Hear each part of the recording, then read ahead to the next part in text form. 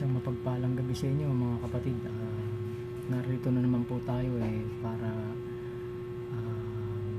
magbigay ng content at upload sa ating channel sa YT. Ang aking pong ibabahagi ngayon ang pagsubok sa aking mutsyang tinatangan. Ito po yung tinatawag nilang batong engkanto na galing ng Banahaw. Although meron na akong naunang nasubukan na tinatawag na batong engkanto, ito po pangalawang batong engkanto ko na nagmula sa bundok ng Banahaw. So tignan po natin kung may taglay na karga itong aking nakuhang mutya galing sa bundok ng Banahaw. Wait na po.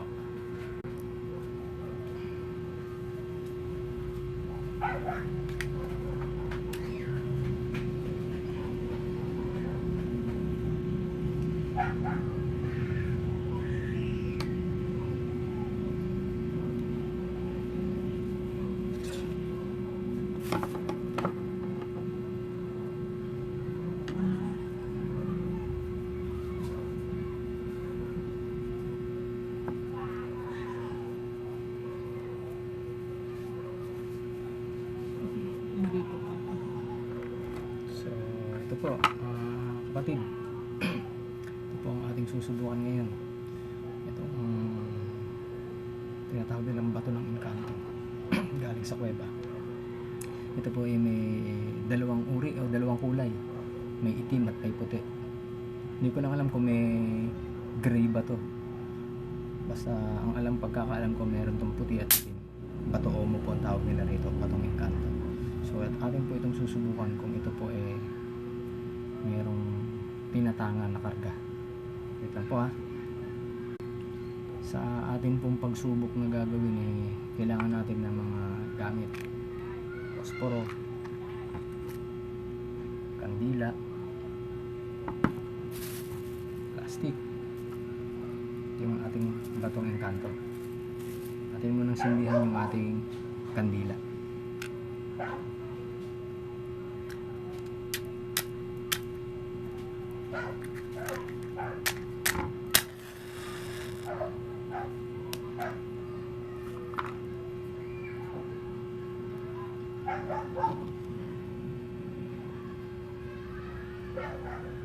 So ayan po, sa pagpapatuloy po ng ating gagawing pagsubok, narito po ang batong engkanto. Akin pong ilalagay sa loob.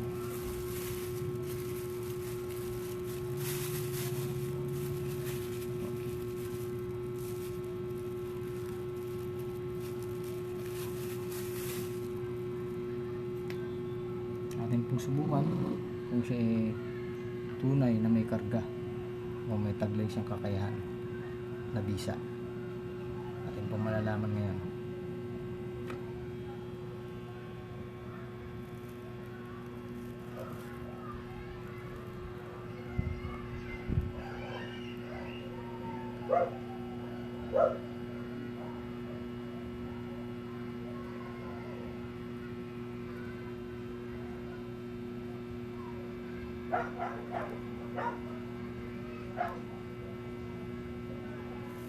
So ayan po ang kinalabasan. Kita naman po ninyo yung plastic, sunog na sunog.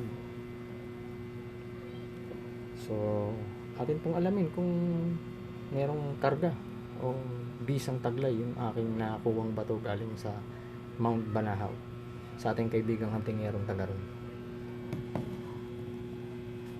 Mainit pa po.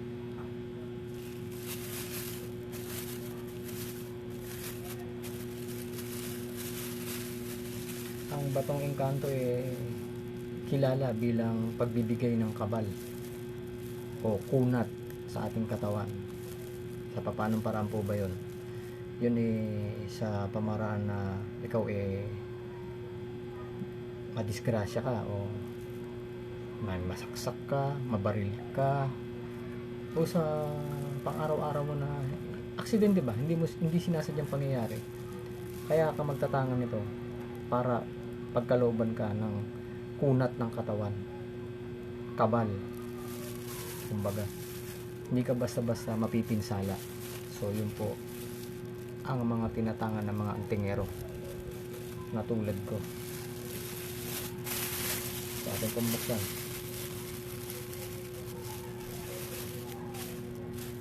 tignan po natin kung may butas, ano, mainit pa yung bato.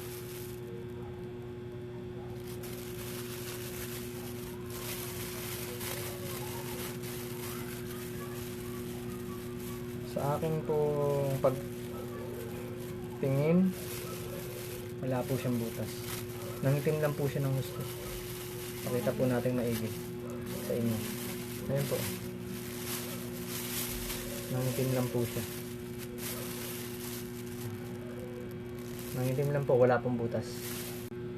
So mga kapatid sa pananampalataya, para dun sa mga baguhan at sa mga nag-aaral ng LMK, sa makakakita ng video na to, mapapadaan sa aking pong channel, kung interesado po kayo, salamat, panoorin po ninyo, pa-subscribe na rin po, pa-hit the notification bell para po updated kayo sa mga videos na may upload ko, and pa-share and comments na rin po. And doon naman po sa mga hindi po naniniwala, skip nyo na lang po itong video na to at hanap na lang po kayo ng mga video na interesado kayo. Maraming salamat po. So sa pagpapatuloy po natin, base sa pagsusuri ko ng plastic na ginamitan ko ng pagsunog ng bato, wala po siyang butas kahit saan po ninyo tignan. So patunay lamang po ito na ang tangan kong mutya ng bato mo legit. So maraming salamat sa nagpalimos nito sa akin. Marami pong lumalabas ngayon ng mga peking bato mo. Syempre, ibang tao, di naman maiwasan talaga yan. May mga tao na gustong manamantala na magpapalimos sa ibang tao na interesado sa mga gantong bagay, pero mga fake. So paano po ba nila ginagawa ang pamamaraan ng pagsubok sa isang original o legit na bato mo? Makikita po ninyo sa ibang YT channel na mga antingero at mga manggagamot na ito po ipinapalo ng martilyo, maso, minsan pa nga po ito pinapakitang binabaril. Ang legit po na bato mo, hindi po siya mababarag o mababasag. Tatalsik lamang po ito. Pero hindi po ito basta-basta mababasag o mababarag. Ganun po katibay ang taglay nitong mutya na to.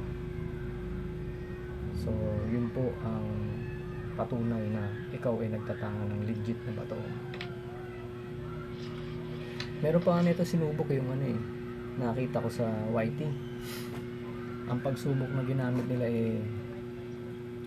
hinawakan at naglagay ng karayon dito, sabay binaluktot na pa ganun. Yun hindi ko pa nasusubukan. Tatry ko rin. Susunod na araw magkakarga lang muna tayo ng para may pakita ko rin sa inyo, ha. So yun lang po muna ang ating video. Maraming salamat po uli, and Diyos lang po ang malakas. God bless po.